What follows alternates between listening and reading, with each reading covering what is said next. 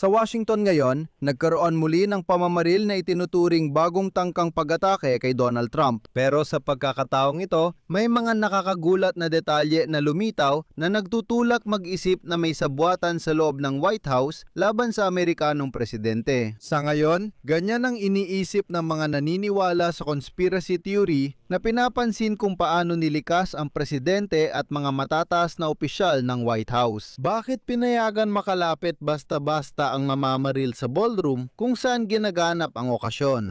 Ang totoo, pagkatapos ng pamamaril sa hotel na Washington Hilton kung saan ginaganap ang okasyon na dinaluhan ni Pangulong Donald Trump ng Estados Unidos, agad na inilikas ng mga tauhan ng Secret Service ang mga pangunahing opisyal ng bansa papunta sa ligtas na lugar.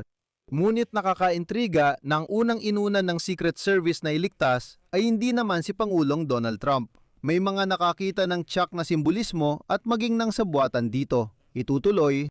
Kasabay nito, dumarami ang mga tanong. Itutuloy. Sapagkat lumalabas na malayang makakapasok sa hotel kung saan ginanap ang pagpupulong, ngunit ang mga metal detector ay nakalagay lamang sa mismong pasukan ng malaking bulwagan. At syempre, ang mga mahilig sa conspiracy theory ay nakikita na rin ang simbolismo sa tangkang pag-ataking ito dahil sa parehong lugar na ito, 45 taon na ang nakalilipas, binaril din ang ika-40 na Pangulo ng Amerika, si Ronald Reagan. Samantalang si Trump mismo ay binanggit ngayon si Abraham Lincoln at hindi rin ito basta-basta. Kaya sa kabuuan, halina't unawain natin ang sitwasyong ito ngayon dahil tiyak na may ilang mahahalagang tanong. Ang pangalan ko ay Alexi Pecci. Tara't pag-usapan natin ang paksang ito. Pero bago tayo magsimula, hinihiling ko sa inyo na mag-subscribe sa channel na ito, i-like ang episode at mag-iwan ng kahit anong komento. Mag-subscribe din kayo sa aking Telegram channel na Pecci News. Ang link ay nasa description ng video. Doon kami nagpo-post ng mga mainit na balita habang dumarating. Pero sa loob ng kaganapan ngayon, hiniling ko na lahat ng Amerikano ay muling magpakasigasig sa kanilang itutuloy.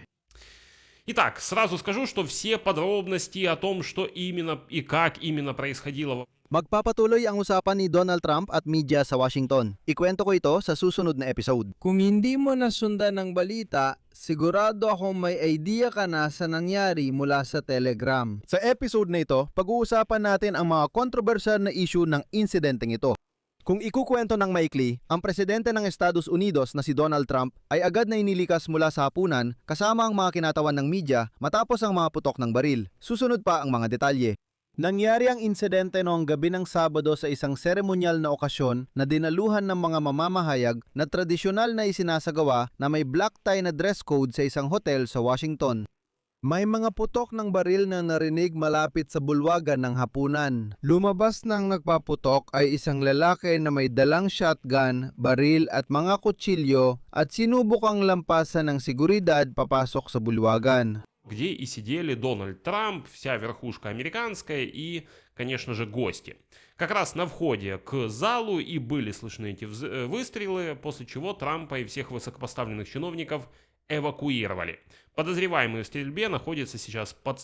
At pagkatapos ng pamamaril sa hotel na Washington Hilton, kung saan ginanap ang isang kaganapan na dinaluhan ng Pangulo ng Estados Unidos na si Donald Trump, abangan ang susunod. Inilikas ng mga pangunahing opisyal ng bansa sa ligtas na lugar. Ngunit kapansin-pansin na ang unang inuna ng Secret Service ay hindi ang pagliligtas kay Pangulong Donald Trump kahit na tila siya ang dapat na unang prioridad. Ang unang inilikas mula sa bulwagan ay si Vice Presidente ng Amerika, J.D. Vance. Kinailangan pa maghintay si Pangulong Donald Trump ng pagkakataon para mailigtas.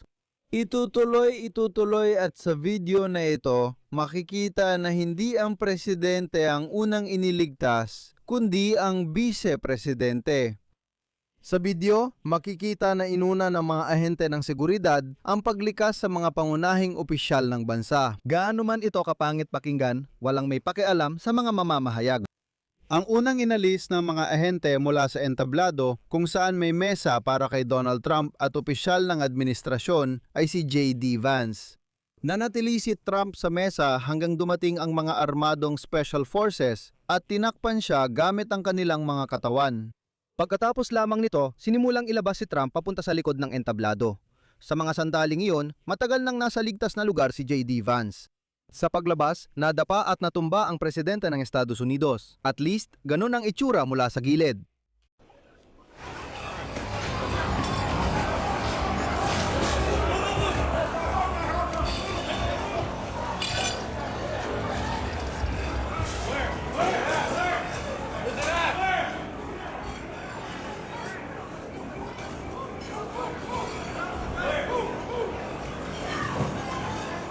Ayun, inaalalayan ang presidente. Inaalalayan palabas ang presidente sa isang gilid. Inaalalayan din ang vice-presidente.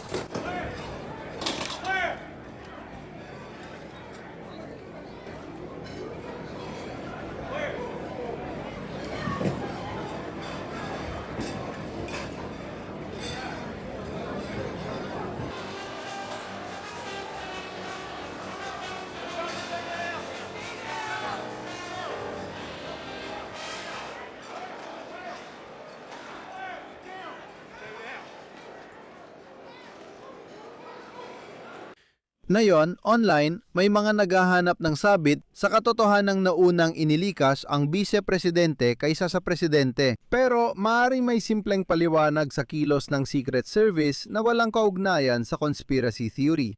Sa Estados Unidos, agad na pinaghiwalay ang presidente at vice-presidente para sa seguridad, para hindi sabay na malagay sa panganib ang pamunuan. Yan ang protocol. Dapat talaga magkaibang direksyon. At ayon sa protocol na yan, ang unang inililikas ay yung mas mabilis at mas ligtas na mailalabas agad para mabawasan ang kabuuang panganib. Ibig sabihin, sa una, alinman sa presidente o vice-presidente, isa sa kanila ang kailangang mailabas agad-agad sa lalong madaling panahon. Si J.B. Owens, base sa lahat ng palatandaan, ay mas malapit sa labasan kaya siyang unang inilabas. Siya ka lang sila tumakbo kay Donald Trump. Alam natin na may ilang opisyal at ministro na matagal bago na ilikas. Halimbawa si Scott Besson, kalihim ng pananalapi ng Estados Unidos, ay isa sa huling na evacuate. Dati, nakaupo lang siya sa sahig at naghihintay. Dagdag pa, ang tangkang pagpaslang kay Pangulong Donald Trump sa White House Correspondents Association dinner ay muli nagdulot ng tanong sa seguridad ng lider ng Amerika. Ang tanong ay, kung paano nga ba nagawang makapasok ng armadong lalaki na may dalang shotgun, baril at mga kutsilyo sa gusali at nakapagpaputok pa? Isang Secret Service agent ang nasugatan pero nailigtas ng bulletproof vest. Ngunit tanong pa rin, paano nakapasok sa hotel ang lalaki na may dalang maraming armas? Sinabi ni Donald Trump na hindi ligtas ang gusali at binigyang diin ang kahinaan ng lugar. Ayon sa kanya, ang suspect ay malapit lang sa bulwagan. Ngunit ang insidente ng armadong tao sa hotel ay nagdulot ng seryosong tanong sa seguridad ng lugar. Lalong napansin na para makapasok sa hotel, sapat na raw na ipakita lang ng mga bisita ang kanilang tiket. Samantalang ang mga metal detector ay inilagay lamang sa mismong pasukan ng pangunahing bulwagan. Kaya sa totoo lang, posible talagang makapasok sa hotel na may dalang armas at malayang makalibot sa loob nito. Dahil dito, nagawa ng pinaghihinalaan na makalapit ng mas malapit sa lugar ng hapunan kaysa sa inaasahan. Ngunit ngayon si Trump sa gitna ng mga paglilitis tungkol sa legalidad ng konstruksyon. Бального зала в Белом доме May bagong argumento siyang pabor sa konstruksyon at sinabi niyang kailangan talaga ang bulwagan para sa mga ganitong okasyon dahil mas ligtas ito. Ngunit lumalabas na hindi talaga bulwagan ang interes ni Donald Trump at hindi para sa bulwagan kaya niya pinabagsak ang isang buong pakpak ng White House. Hindi, ang totoo ay sa ilalim ng bulwagan ay itinatayo ang isang bunker para sa presidente at para sa lahat. At may ilan na nagsasabi na ito talaga ang tunay na layunin ng rekonstruksyon ng White House. Na ang bulwagan ay isang pantakip lang at ang totoo ay isang bunker talaga ang itinatayo. At sa totoo lang, huwag ninyong isipin na isa lang itong teorya ng sabuatan dahil bukas na impormasyon ito. Walang nagtatago na sa ilalim ng bulwagan ay magkakaroon ng bagong bunker. Gusto ko lang banggitin na sa kasagsagan ng hapunan ng mga korespondent ng White House sa hotel ng Washington Hilton, may nangyaring pamamaril. Dito, ipapaliwanag ko ng maikli kung ano ang nangyari. Ayon sa mga bisita sa likod ng bulwagan kung saan ginanap ang okasyon, nakarinig sila ng hindi bababa sa 10 putok bago dumating ang Secret Service. Naaresto ang suspect at siya ay kinilalang si Cole Thomas Allen, isang 31 taong gulang laguro sa paaralan. Magbibigay pa ako ng karagdagang detalye tungkol sa kanya sa susunod na ulat. Dito nagsimula ang isa pang kawili-wiling pangyayari. Ayon kay Donald Trump, habang kinokomento niya ang insidente, tinawag niya itong tangkang pagpaslang sa kanya. Hindi binanggit ng suspect ang Pangulo ng Estados Unidos, kundi ang mga miyembro ng administrasyon lang ang pakay niya.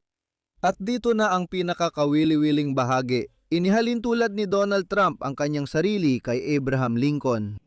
Ibabahagi ko ang kawili-wili niyang pahayag. Alam mo, pinakaralan ko ang mga pagpatay. Palagi nilang pinipili ang pinakamaimpluwensyang mga tao, tulad ni Abraham Lincoln. Hindi nila ginagalaw ang mga taong walang masyadong nagagawa. Ayokong sabihin ito, syempre. Pero marami akong nagawa, marami kaming nagawa. Ang paghahambing na ito ay nagbubunsod ng mga tanong. Hinahanap ng mga conspiracy theorist ang kakaiba rito. Iniisip na baka palabas lang ito at kung ano-ano pa para itaas ang katayuan ng Amerikanong presidente. Pero bukod sa mga pahayag mismo ni Trump, may isang nakakaintrigang detalye dito. Ito ay simbolismo. Ang totoo, sa mismong lugar na ito, 45 taon nang nakalipas, binaril ang ika-40 na presidente ng Amerika na si Ronald Reagan. Paalala lang, noong 1981 at 86 na beses na nagpaputok si John Hinckley Jr. na 25 taong gulang noon. Tumalbog ang isang bala mula sa presidential limousine at tinamaan si Reagan sa kaliwang kilikili, tumagos sa kanyang baga. Naospital ang Amerikanong presidente, sumailalim sa operasyon at pinalabas matapos ang 12 araw. At ngayon, sinasabi ni Trump na siya ay isang dakilang presidente rin na palaging gustong patayin. Mga kaibigan, mag-subscribe sa channel dahil sa susunod na episode, tatalakayin natin ang mga pangunahing balita na maaring hindi nyo napanood, pati kung ano at bakit nangyari ang mga ito. Bukod pa dyan, pindutin nyo ang kampanilya at huwag kalimutang mag-like. Kung gusto nyong suportahan ang trabaho ng YouTube channel na ito, pwede nyong gawin yan sa pamamagitan ng kahit anong donasyon gamit ang mga link at detalye sa description ng video na ito o sa QR code na nasa inyong mga screen. Hanggang dito na lang, ingat kayo. Paalam sa lahat.